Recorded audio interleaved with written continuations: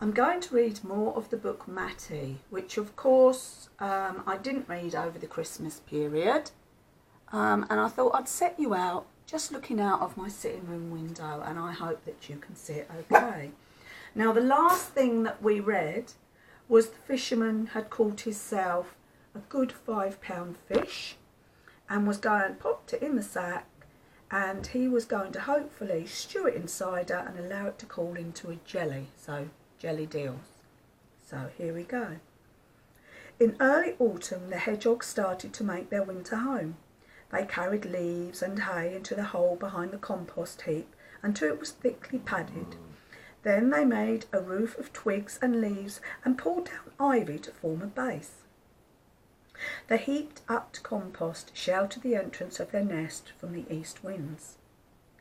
The weather was still fine and warm, and Mattie and her family continued to hunt over the gardens and the waste, while they fattened up for winter. They found that the overripe blackberries that fell from the bushes on the waste were sweet and juicy, and there were often plump fruit-fed maggots in the heart of the berries.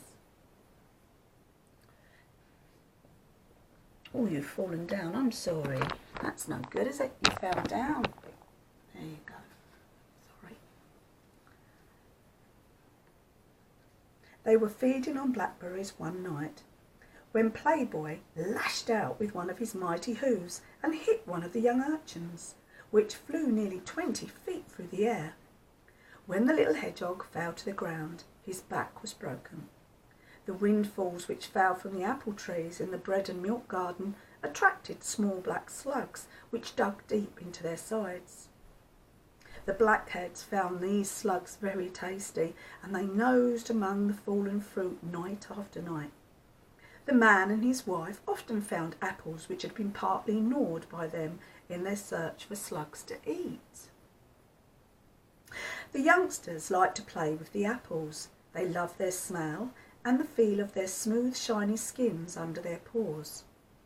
They found that they could roll the windfalls with their snouts, and when the little animals rolled over in play, some of the smaller apples stuck to their spines. They carried 2 of these interesting toys to their nests and stowed them away safely, just as Mattie and Quill had taken their toys in the flower pot the year before. The young urchins also took into their nests the broken stubs of a pencil and a small bone, which they had retrieved from the compost heap. When hedgehogs hibernate, they nearly always hide unlikely objects in their nests. They seem to prefer smooth and round things such as apples and onions. But there is a story of a lonely urchin who took a worn-out scrubbing brush into its winter quarters and slept curled up against its bristles. In autumn, hedgehogs are very acquisitive and will carry off any movable object which they fancy. They are surprisingly strong and can drag off things that are almost as heavy as they are. Early in October, the rain began. It poured down from the leaden skies until the sodden lawn could hold no more. Every ditch became a stream, every stream became a river, and every river became a torrent. The 4 urchins curled up together in their nest, protected from the worst of the weather by their roof of leaves. Excuse me.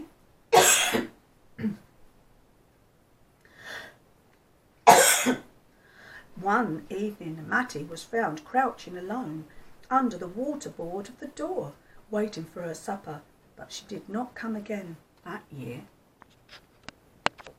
And there they are, look. Can you see it? I hope so. They're rolling in the grass and they're picking up the windfalls. I'm hoping you can see this.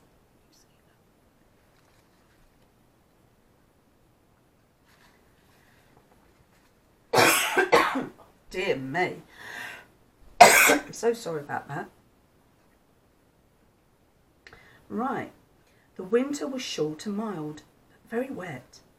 Mattie and her family had not stirred from their nest, and the woman from the house began to wonder if they had come to some harm from the exceptionally wet weather. She wished they had stayed in the flower pot, where she knew they would be safe and dry. In early February, when the sun at last broke through the clouds, she tried to look into the nest, but all she could see was a heap of hay and dried leaves. No warmth was coming from the nest, and she thought that the hedgehogs were probably dead, if, indeed, they were there at all.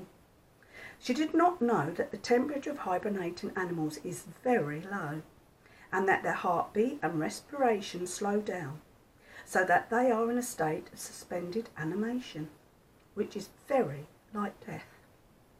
If they are wakened suddenly from their sleep, they will often die of shock. But hedgehogs are only partial hibernators. They sometimes wake of their own accord during the spell of fine weather and hunt for food. Luckily, the woman did not disturb Mattie and her family, and in the last week of March they emerged from the compost heap, none the worse for their winter's sleep. Mattie made her presence known by snuffling outside the back door of the house one evening. The woman came out and found her sniffing the ground in the place where the bread and milk was usually put. She accepted her supper and allowed the woman to stroke her nose and forehead. Later the same evening, the rest of the family came to feed. After they had eaten their bread and milk, they played on the concrete surround for a while, butting each other and scratching the concrete in order to sharpen their claws. Then they ran off in the gathering darkness. Mattie soon found that she was going to have a second litter, and she drove the two young hedgehogs from the nest. They hung around the garden for a few days, reluctant to leave their mother and father. Then they set off to the waste, where they mated and had a family of their own. Food was plentiful on the waste, and they soon forgot about the bread and milk house. All through the summer, they and their young hunted in the grass and the bushes around the lake. The men fishing in the lake often saw them and sometimes threw them some small fish to squabble over. The hedgehogs come to know some of the anglers, and although they ran away when a fish or a piece of bread was tossed towards them, they soon crept back to eat. When autumn came, they made their winter quarters in a disused rabbit hole on one of the overgrown clay dumps. There was so much rain that winter that the brown flood swirling down from the moor spilled over the banks of the stream and the lake, and the stream became one large expanse of water. The hedgehogs were washed out of their hole by the torrent, and although they swam around for some time, trying to grasp anything that floated within their reach, they gave up one by one. Exhausted by their struggle, their limp bodies were swept down to the sea. Many of the other animals that lived on the waste lost their lives that winter. The floods were such that pike found their way from the lake into the stream, where they lived and grew fat on the plump brown trout. Mattie had her second litter in May, and soon she was leading them to the dish each evening for a meal of bread and milk. There were 3 young in the litter, and she ruled them with a rod of iron. When the woman opened the back door of the house, Mattie made the youngsters stand behind her in a line so that only she could be seen in the light which streamed through the open doorway. She also taught them to stand in line with an old garden broom which stood against the wall so that they looked like a continuation of its bristles. Quell rarely came to feed at the dish, but he could usually be heard chomping snails in the garden, and his path was marked by a wake of broken shells. One of the young urchins had a tiny pink spot on the tip of her snout, where the pigment had not spread evenly. She was a lively little creature, and as she grew older, she would let the woman pick her up and fondle her. The people at the house decided to christen her Pinky. You're falling. Stand you back up. One evening the hedgehogs found a rare treat in their dish, some stew in steak. had proved too tough and gristly to cut up, and the woman had put it out for them to